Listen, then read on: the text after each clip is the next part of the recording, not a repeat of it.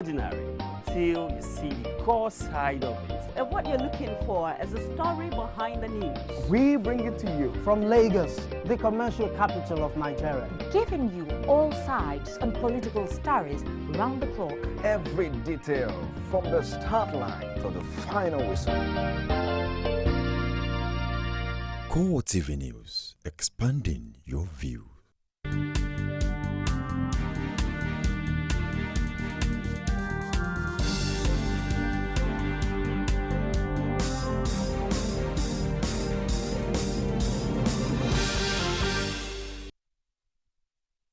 Hello and welcome to CoreTV News this hour. I am Nifemi Oguntoye.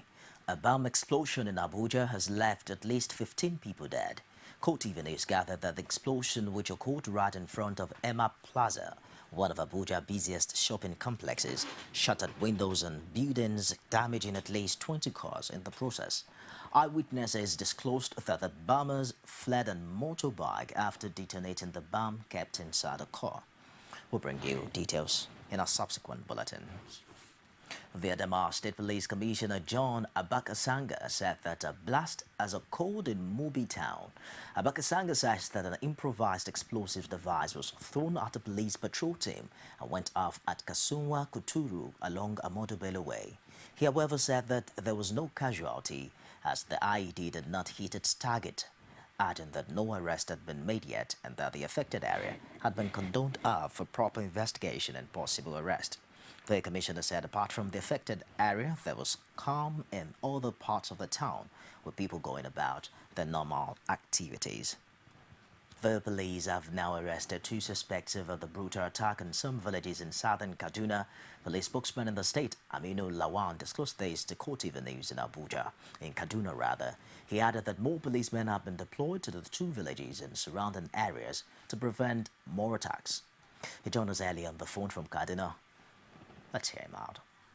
The police have been mobilized to the area, and the security of the area has been beefed up. So far, 2 suspects have been, and some exhibits have been recovered, which include some live ammunition and an AK-47 rifle were recovered. So investigation into the incident is ongoing. Meanwhile, the area is calm. People are going about their local businesses as I'm talking to you now.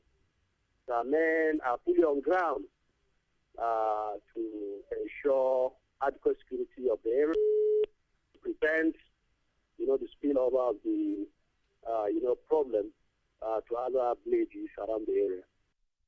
Meanwhile, the Sanga Local Government Council of Kaduna State has imposed a 24-hour curfew to check the wave of killings and rising tension in the area. No fewer than 38 persons were killed on Monday night in Kabamo and Akwam villages during an attack by gunmen. Chairman of the council, Emmanuel Adamu, said in a statement in Kafanchan that the curfew was imposed to forestall further loss of lives and restore normalcy. Adamu added that more lives were lost before 6 p.m. on Tuesday. He urged the people of the area to remain calm as security operatives are on top of the situation. President Goodluck Jonathan is now soliciting the support of major players in northern Nigeria to end the spate of clashes between farmers and herdsmen in that part of the country. This he noted as necessary for the success of the transformation agenda of his administration. President Jonathan, who was represented by Vice President Ahmed Sambo at a conference in Kaduna, lamented that no state in northern Nigeria is free of conflict. We expect this conference to come up with key resolutions that will enhance mutual coexistence, peace, and economic development, not only for pastoralists, but for the African continent in general. Let me assure you that at government level, we will study the outcome of this conference with a view to helping in fostering dialogue as a means of resolving disputes. And we urge participants to come up with actionable points that will help improve government policies and plans for a peaceful and prosperous Nigeria. The People's Democratic Party has temporarily lost its bid to unseat 5 state governors that affected the All Progressives Congress.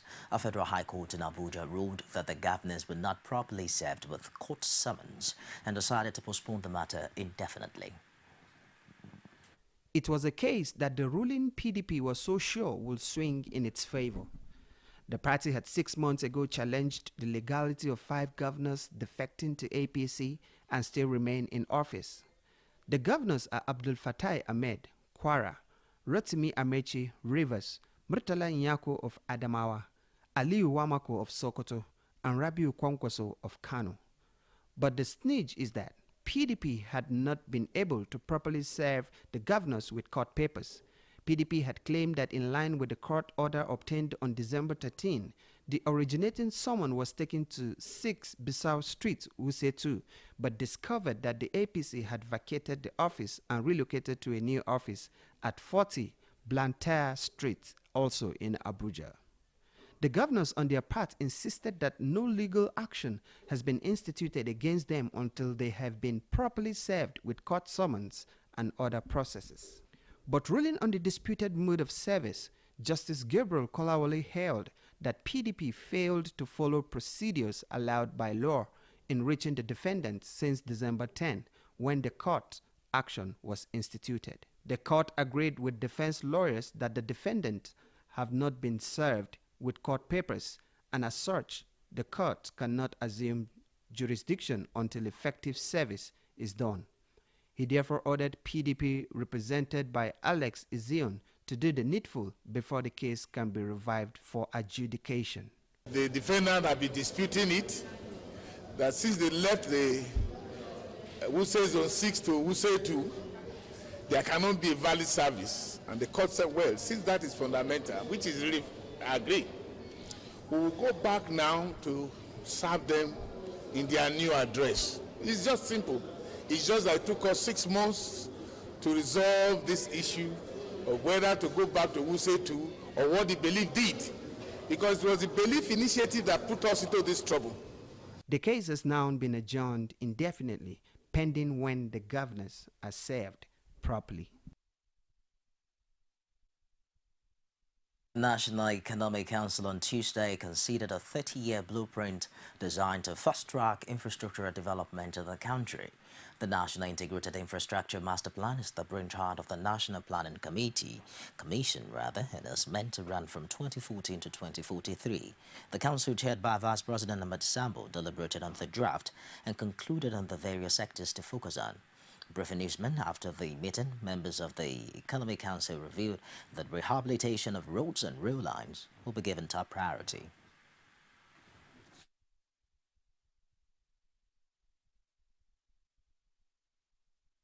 What we are developing is not only for federal government alone, but it's also for the subnational level of government to key in. But before this presentation, we've held a lot of consultation with all the stakeholders. We went for zonal validation in the 6 geopolitical zones of the country. This has taken us over 1.5 years to do, but what we presented today, we're able to get some input from the governors. We need to do for us to address the infrastructural deficit that our country has suffered over the years.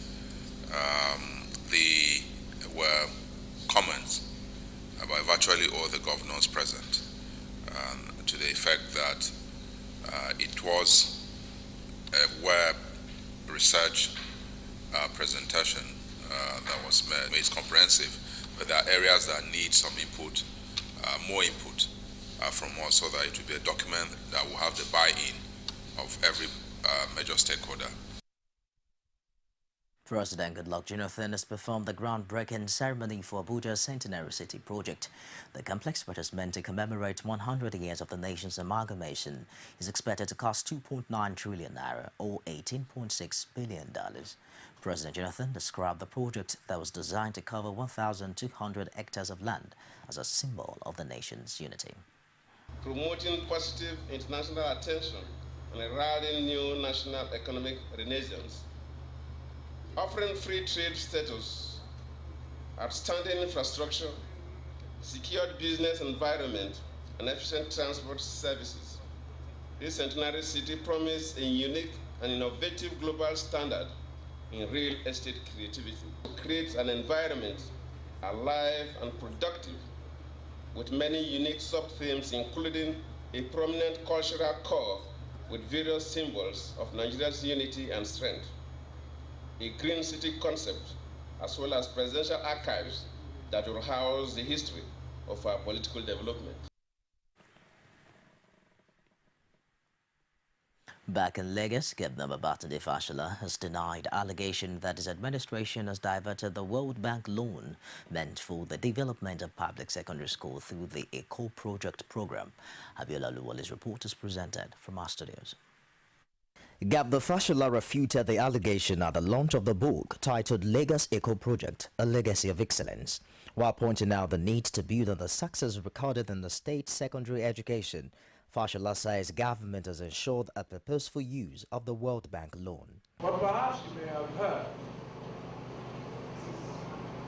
that some people have made unsubstantiated allegations against us that we have stolen World Bank money. Some of you may have heard it. So this occasion really is important because, as I've said from the very first beginning, in this government, our collateral is our collective integrity. We have nothing to hide. Lagos has 667 public junior and secondary schools demanding for the attention of government. In order to catch up with such demand, Lagos State received a loan which has been instrumental to the development of the state public schools recorded since 2009. The World Bank gave us a minimum project indicator to train 5,385 teachers on leadership and other core subjects. Within that 4 years, we trained 16,445 teachers. And with that means we accomplished 305% achievement. The book is a compilation of the activities of the Lagos Eco Project since 1999. The Independent National Electoral Commission is in an upbeat mood after the success of the governorship election in Ekiti State. It's now looking forward for a more credible outing across the country in 2015. INEC Chairman Atahiru Jega said this in the sidelines of a meeting with the leadership of registered political parties in Abuja. The successful conduct of free, fair and peaceful elections in Ekiti is a good omen for the subsequent elections to come, and indeed for the satisfaction of the aspiration of Nigerians for a consolidated democracy. The coming election in Osun State, God willing, should on all counts be better, and the 2015 general elections must be the best. The Nigeria Labour Congress has congratulated the governor-elect of Ekiti State, Ayo Fayose, on his victory at the just concluded gubernatorial election. National President of the Congress, Abdul Wahid Omar, gave the congratulatory message in Abuja. NLC says it's believed that the conduct was inspiring and marks the beginning of a new era in election history of Nigeria. Umar urged politicians to emulate Fayemi as people could not be winners all the time, and congratulated the Independent Electoral Commission for the peaceful conduct of the poll. Still in Ekiti, incumbent Governor Kayode Fayemi has received the Local Government Creation Committee report. The committee was inaugurated to evaluate the possibility of creating additional local governments in the state. Our correspondent Rashid was there. The state of Nigeria is one of the last states created on the 1st of October 1996. The then federal government under late General Sani Abacha created additional 6 states to bring to 36 the total number of states. Ekiti State has 16 local government areas. Governor Fayemi had on the 15th of January inaugurated a committee to see to the possibility of creating additional local government areas. In terms of areas of committee are implementing the procedure for the creation of additional government areas out of the existing ones in the state, in line with the provisions of the Constitution. 2, to make extensive consultations with communities and their leaders. avoid reaching a memorandum and make recommendations to the government. In his remark, Fayemi says the committee's job and the government's step should not be treated with politics, but should be seen as an answer to the aspiration of Ekiti people. There were those who felt at the time that this committee started work that it was just a political gimmick. But we knew we wanted to respond to the genuine yearnings of our people and their passionate zeal for local government creation. Fayemi promised to expedite action on the committee's report. Establishing within the next 24 hours a white paper committee to produce a white paper on the recommendations of the committee so that we can have it ready for the State Executive Council meeting tomorrow, and with a view to pronouncing on this and taking the next steps in law, which I believe would be a referendum by the State Electoral Commission. Local government councils are the closest to rural dwellers, and many communities have agitated the creation of more local government areas, saying it will enhance development, especially in the rural areas. Rashid, CoreTV News, Ado-Ekiti. Coming up next on CoreTV News this hour, stories from outside Nigeria. Do stay with us. CoreTV News now provide a platform for live coverage of political rallies and electioneering campaign from anywhere in Nigeria. Political news stories, political editorial reviews, political discussions, personality profile, People's Parliament from the National, State and Local Government Assembly. Contact us now on 0803-471-8550 or 0803-724-9733. 01453-3407. Our 24-hour news station.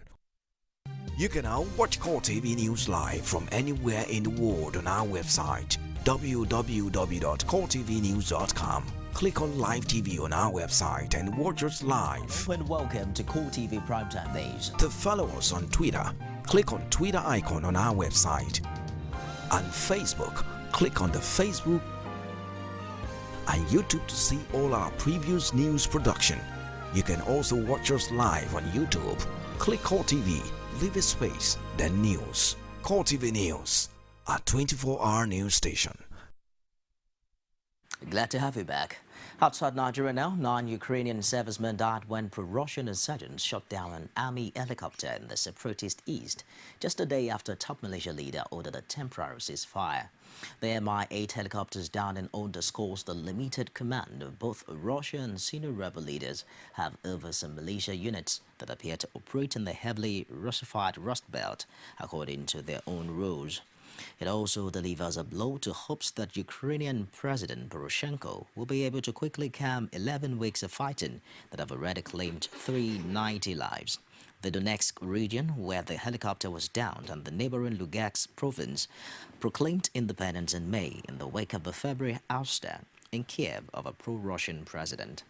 A Ukrainian military spokesman said the chopper was plucked out of the sky by a portable S-defense missile fired by a rebel unit outside the rebel stronghold city of Slavyansk.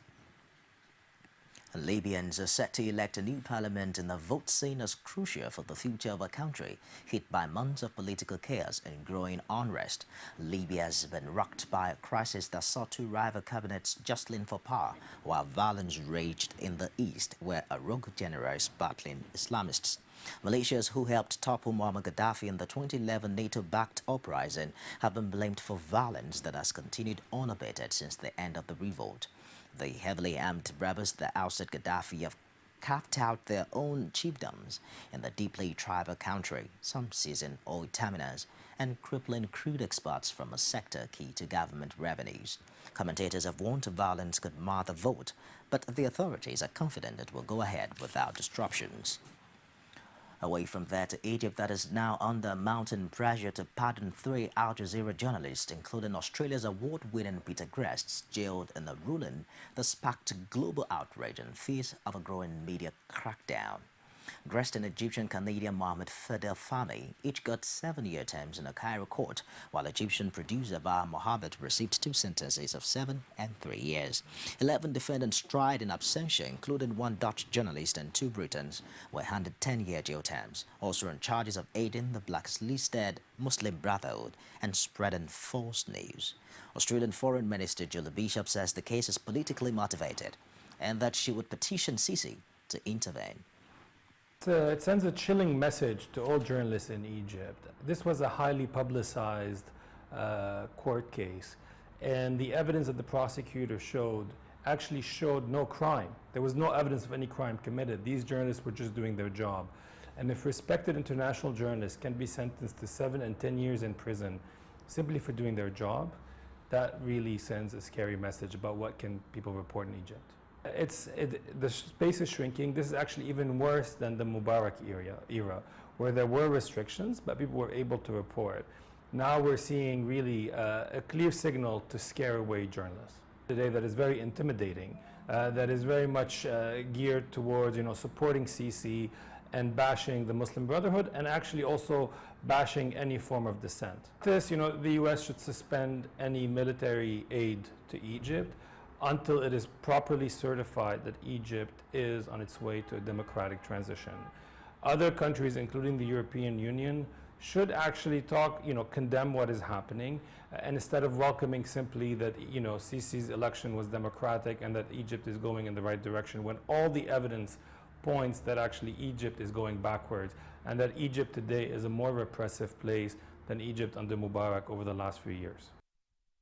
And Egypt is our destination point on this hour. Do join us again at the top of the hour for more stories. I am Nifemi Oguntoye.